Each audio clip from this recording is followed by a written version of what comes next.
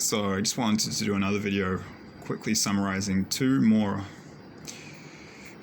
actually, recent dreams that I've had about this impending eruption of Tongariro and Ngauruhoe.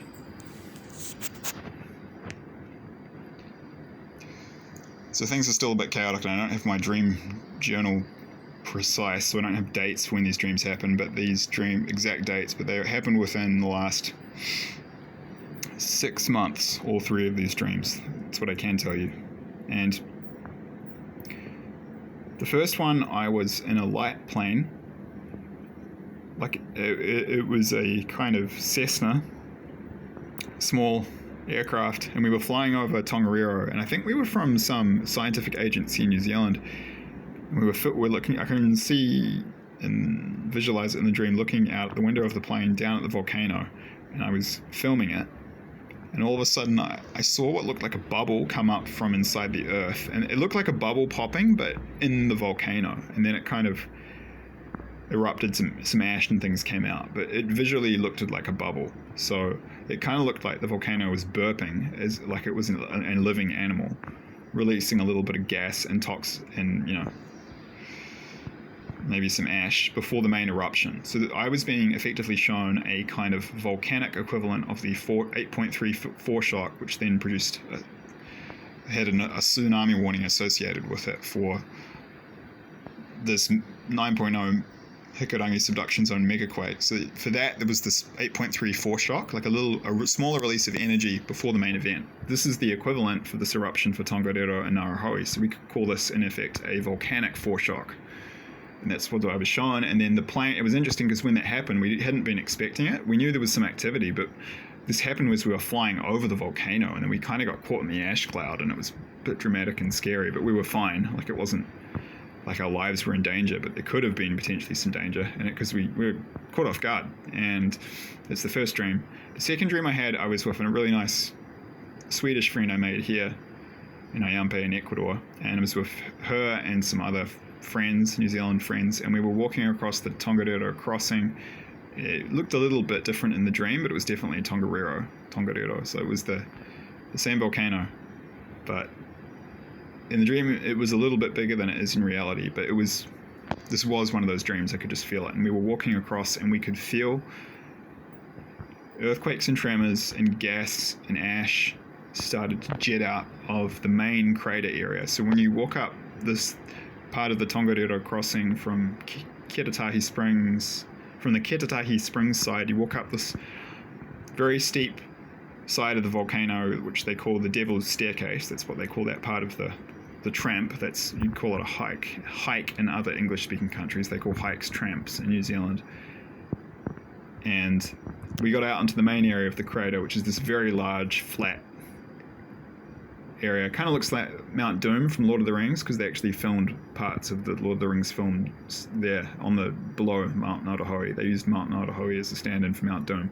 Very desolate, and I think the main crater is 1 to 3 kilometers, maybe 2 or 3. No, it's more like 2 or 3 kilometers wide. In the dream, it was more like 8 to 10 kilometers wide, so it was very big. We got a sense of the scale of it, but we could sense that the volcano was going to erupt. And I've had other dreams like this where I'm with hikers and walking across the crater, and we can see steam start to blast out of vents, and we can feel these smaller earthquakes. And it's very obvious the volcano is about to erupt, and we're really freaking out. So we started running to get off the plateau, and we ran quickly across the other side of the crater, and then we actually got away, which is good in the dream. So we climbed down the other side, and it looked different to how it does in reality. So we quickly dropped in altitude, and we got to an area where there was vegetation, because the vegetation doesn't grow so high. It only grows so high because then it gets too cold for it to grow, because in winter there's snow, and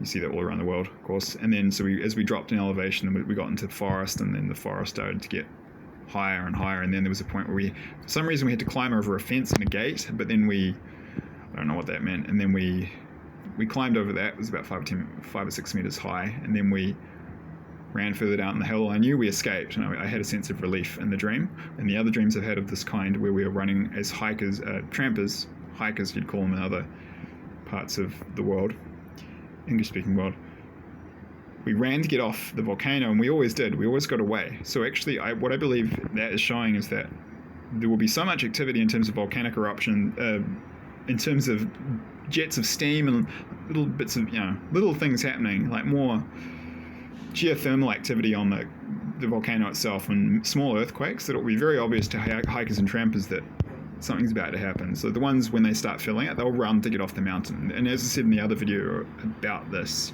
in one of these streams where I was showing this, we got to the car park on the other side of the Tongariro crossing, if you know this area and you know this walk, from the Ketatahi Springs side. So this is on the southeast side of the national park, as opposed to the northwest side, which is where you start the walk from, closer to the small town of National Park.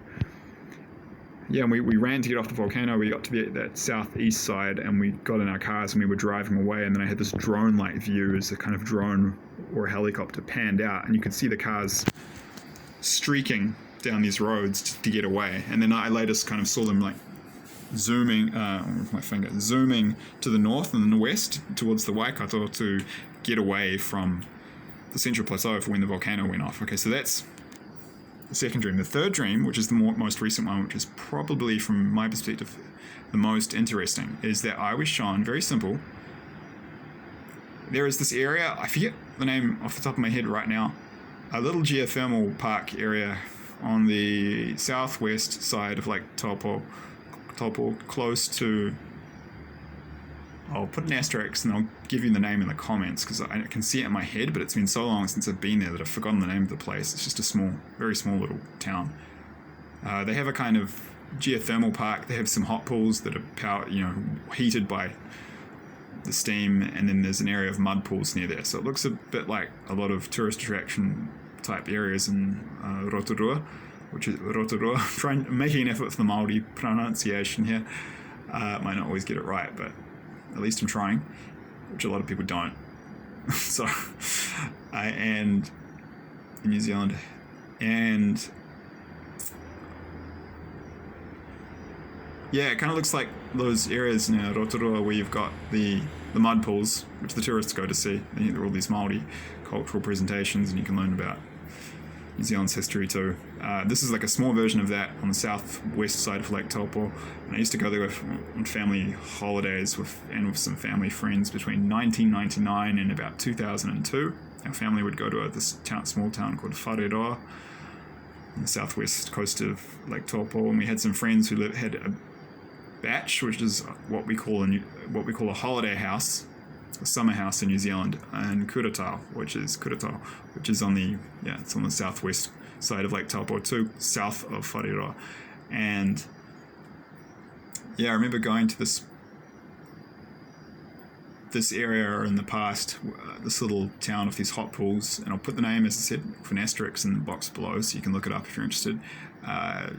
Friends, that was back in 99 and 2000. I can remember going there, but I can remember visiting it a few other times apart from that. I haven't been there that many times, but I was shown in this dream a pipe, this is really interesting, running from that car park that I mentioned on the southeast side of Tongariro National Park, where most people finish the Tongariro crossing, because people generally do that walk. It's one of these so-called great walks that the Department of Conservation in New Zealand has designated, so it's a much more popular tourist attraction since it was designated as that.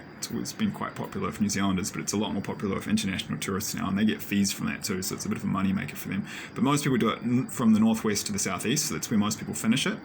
And this pipeline ran from that car park where I saw people's cars streaking away. I saw people's cars streaking away from after they'd got off that volcanic plateau in that other dream.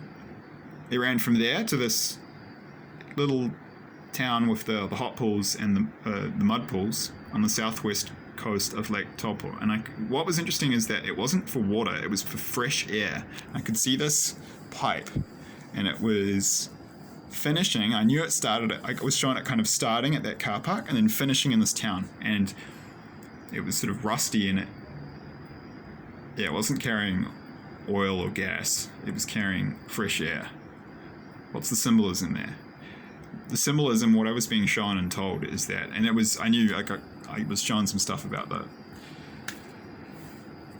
wasn't shown anything. When I have these dreams, there's certain symbolism, and I know what it means, and I just have to decode it. But that's usually what happens in these dreams. You don't get told this is what's going to happen. It's the old saying, God is a poet. So you usually get the information given to you in a subtle symbolic form. This is a quote by Albert Einstein, which I like, which is, God is subtle but not malicious. So I find that to be the case. Usually the messages are there, but you just have to learn how to listen. Most people don't know how to listen. And the people who do know how to listen, most of them don't know how to listen well. And the whole of life works like this, and you're getting these messages in your waking life too. Just most people don't know how to listen, and the signs. Most people don't know how to read the signs either. But you can always work out your own dreams. It's a fun little trade secret. You don't need some book.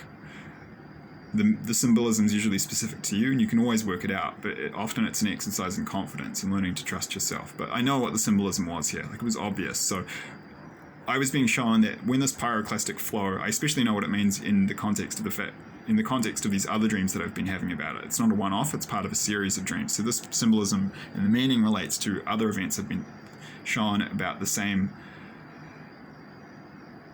thing happening, this eruption of the volcano, and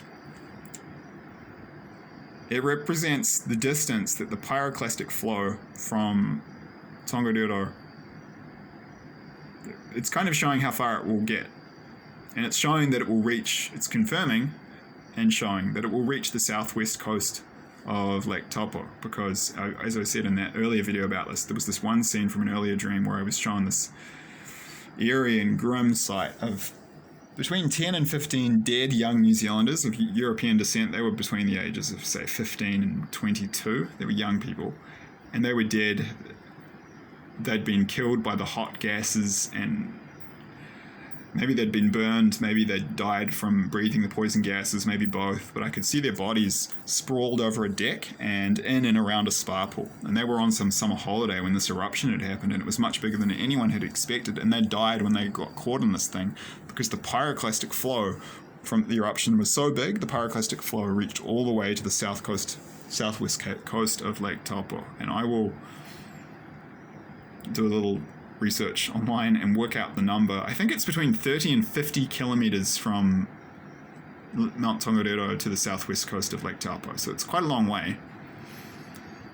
And in the dreams I've been shown that people feel it, and then they get off the volcano itself. There would be geonet type warnings saying that there's increased activity, and they wouldn't let people on the volcano after that. I know, especially after the White Island thing happened, which was a massive mess up, because there shouldn't have even been people on White Island when that eruption happened in late 2019 that killed more than, I think it's 20 people now. And some people were horrendously injured. Their lives have been really badly affected. There shouldn't have even been people on the island. It's the New Zealand government being slack and greedy and just wanting money from tourism and putting money over people's health and safety, which doesn't surprise me because of the toxic nature of that country right now and the kind of darkness of ignorance and greed that they're associated with the lack of spirituality. It totally didn't surprise me. All it was very upsetting and frustrating that these people visiting our country, and I think some New Zealanders, died this horrible way because our tourist sector because our tourism businesses and our tourism sector wasn't being managed professionally because they were putting money over people's safety. So it was really sad that it happened, but yeah, they've tightened it up and